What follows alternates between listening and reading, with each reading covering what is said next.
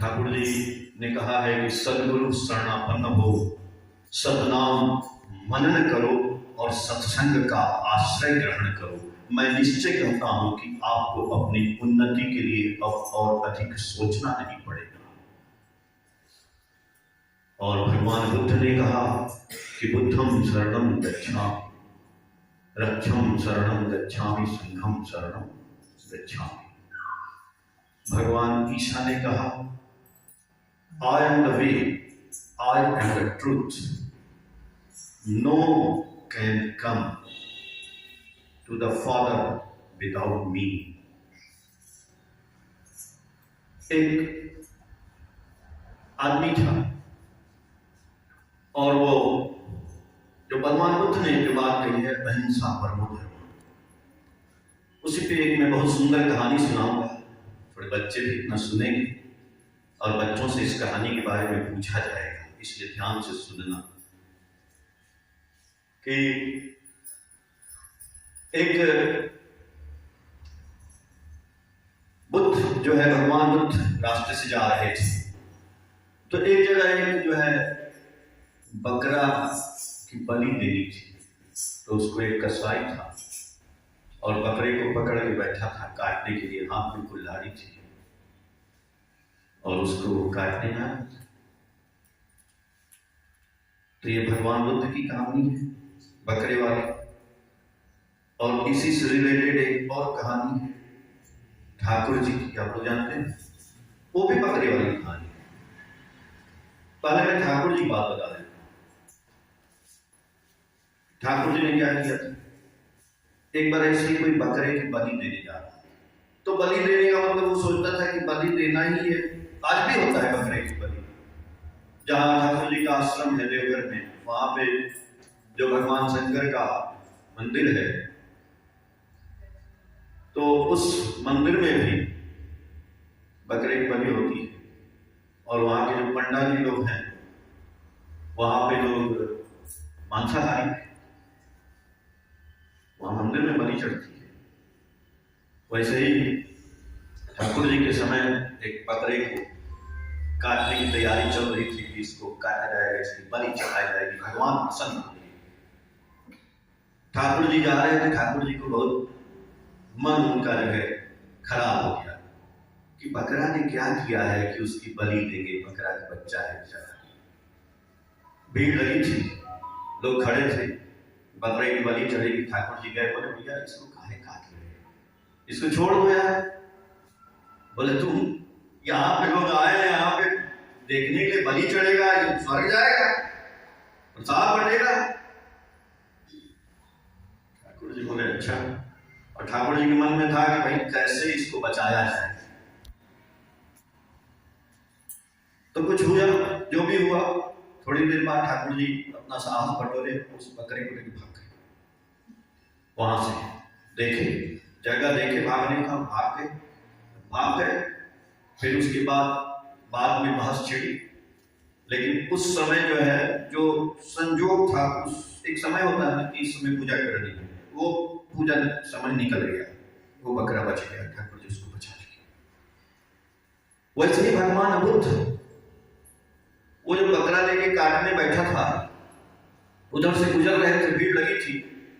तो भगवान बुद्ध बोले भाई इसको तू क्यों काट रहा है, क्या बिगाड़ा है, इसको क्यों काट रहा है। बोला कि भाई आपको क्या मालूम है, ये पूजा है, ये बलि है, बलि है।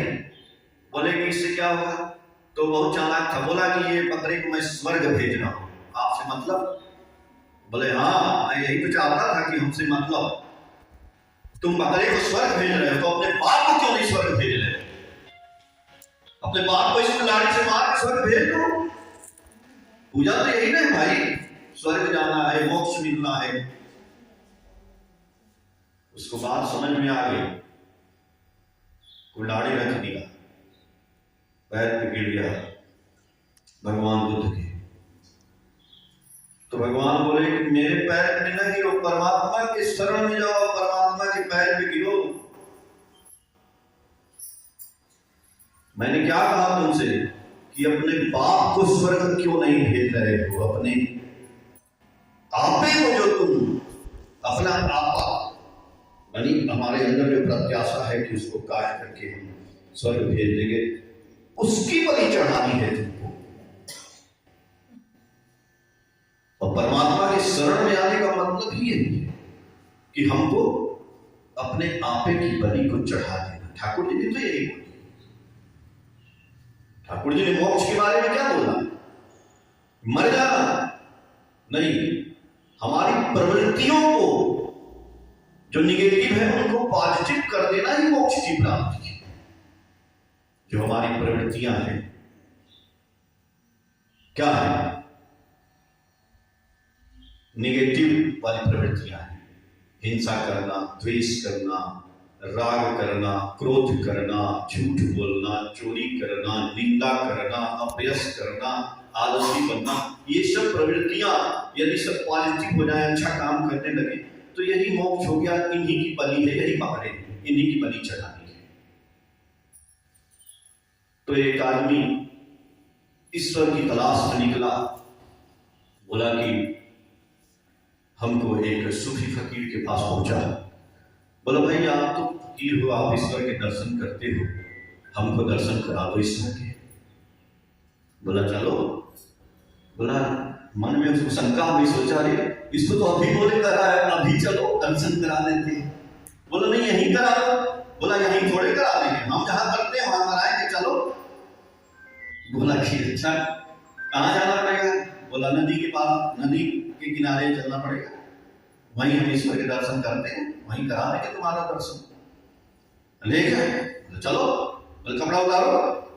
कपड़ा उतारे कब दर्शन होगा? बोला हाँ पानी के अंदर चलना पड़ेगा ना, पानी के अंदर जाओगे दर्शन होगा, चलो। गया पानी के अंदर। बोला डुबकी लगाओ। डुबकी लगाया। और सूफी जो फकीर था ना, खूब खाया पिया था, तगड़ा था, जैसे डुबकी लगाया उसको चढ़ गया, दबा दिया उसको, दबा दिया, छटपटाने लगा, छटपटाने लगा, पकड़े रहा, छोड़ेंगे नहीं इसको, आज इसी में मार डालेंगे, छोड़ेंगे नहीं इसको, ईश्वर के दर्शन आज कराएंगे। अंत में वो छटपटाते शक्ति लगा के गिरा दिया फकीर को। निकला, भाई क्या कर रहे हो भाई? बोले ईश्वर के दर्शन कराने को। बोला दर्शन नहीं हुआ। हो गया ना दर्शन? बोला कि दर्शन हो गया, मतलब बाहर निकल। बोला क्या किए तुम बताओ? तुमको हम दर्शन कराए ना ईश्वर के। बोला ईश्वर दर्शन कराए, कदम दबा के चढ़ गए मेरे ऊपर और दर्शन करा दिए। बोला कि समझ में नहीं आएगा, तुम कैसे निकले बाहर? बोला भैया पहले तो तुम हमको दबाए, जब ऊपर चढ़ गए तो हम पहले तो तुमको बोले कि भैया छोड़ दो, नहीं छोड़े तो हम भगवान को भी पुकारे, भगवान जल्दी से हमको निकालो। जितना मंत्र का था सब किए, लेकिन नहीं हुआ। अंत में सब हार करके मैंने जितना शक्ति था उतना शक्ति लगा तो संत बोला ईश्वर के दर्शन का मतलब यही है, यही है जहां शब्द का भी खत्म हो जाए, खाली ठाकुर जी का नाम जप लिए और जपते रहे बस, तो भी ईश्वर के दर्शन नहीं होगा। तो आप तो दबे हुए ना पानी में, कब होगा?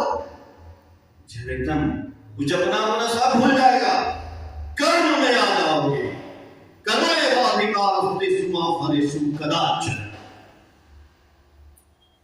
आपको कोई दबा रहा है, आप दबे हुए हो और कहते हो कि नंदीला असुनीला क्यों नहीं बोले आपके अंदर ताकत नहीं बोलने की। आप संघर्ष करना सीखिए, आप बोलना सीखिए। आप भी उसी मालिक के बंदे यहां बैठे हैं, तो आपके प्रति अन्याय होता है तो आप क्यों नहीं बोलते हो भाई? बोलते नहीं हो, कहते भगवान की शक्ति नहीं है, आप नहीं भगवान के दर्शन किए। बोलेगा वही जिसको भगवान का दर्शन हो जाए। जय वंदे कुसुम।